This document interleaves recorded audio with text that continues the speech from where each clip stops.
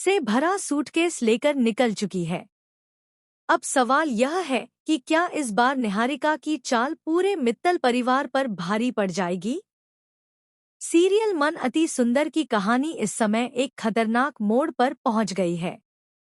राध्या जिन पैसों को लेकर गुंडों के पास जा रही है, वहीं इस पूरे खेल का रुख बदलने वाले हैं। घर में दादी को शक होता है कि राध्या असली पैसे लेकर गई भी है या नहीं, और धीरे धीरे सच्चाई सामने आने लगती है। पता चलता है कि निहारिका ने चालाकी से असली पैसों से भरे दोनों सूटकेस अपने पास ही रख लिए और राध्या को नकली नोट दे दिए। यह सच सामने आते ही दादी का गुस्सा फूट पड़ता है।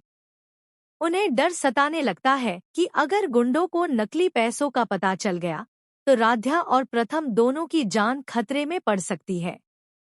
गुस्से में दादी निहारिका को थप्पड़ मारती है और उससे जवाब मांगती है।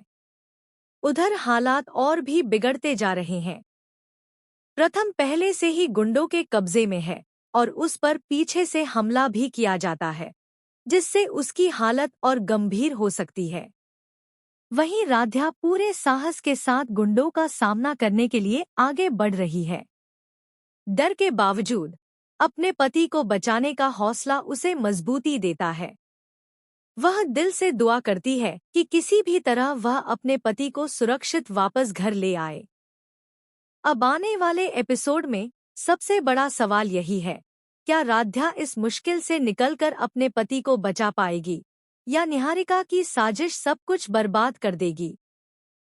अपने पति को बचाने की चाह में वह पैसों से भरा सूटकेस लेकर गुंडों के अड्डे की ओर बढ़ रही है। उसके चेहरे पर डर साफ झलकता है, लेकिन उससे कहीं ज्यादा उसके दिल में अपने पति के लिए प्यार और उसे बचा लाने का अटूट हौसला है। उसे जरा भी अंदाजा नहीं कि उसके साथ कितना बड़ा धोखा हो चुका है। घर के अंदर माहौल भी कुछ कम तनावपूर्ण नहीं है। दादी के मन में एक अजीब सा शक जन्म ले चुका है। उन्हें बार बार यही सवाल परेशान कर रहा है कि क्या राध्या सच में सही पैसे लेकर गई है या कहीं कुछ गड़बड़ है। जैसे जैसे उनके शक की परतें खुलती हैं, एक खौफनाक सच्चाई सामने आने लगती है। सच यह है कि निहारिका ने बेहद चालाकी से पूरा खेल पलट दिया है। उसने असली पैसों से भरे सूटकेस चुपचाप अपने पास रख लिए और राध्या को नकली नोट थमा दिए। यह साजिश इतनी चुपके से रची गई कि किसी को भनक तक नहीं लगी। लेकिन अब जब सच्चाई सामने आती है तो घर में जैसे तूफान आ जाता है। दादी का गुस्सा फूट पड़ता है। उनका चेहरा तमतमा उठता है, आंखों में गुस्सा और डर दोनों साफ दिखाई देते हैं। उन्हें यह सोचकर ही डर लगने लगता है कि अगर गुंडों को इस धोखे का पता चल गया तो राध्या और प्रथम दोनों की जान खतरे में पड़ सकती है। गुस्से और बेचैनी में दादी निहारिका को थप्पड़ मारती है और उससे जवाब मांगती है, क्यों किया उसने ऐसा? किस मकसद से अपने ही परिवार को इस खतरे में डाला? निहारिका की चाल अब पूरे परिवार पर भारी पड़ती नजर आ रही है।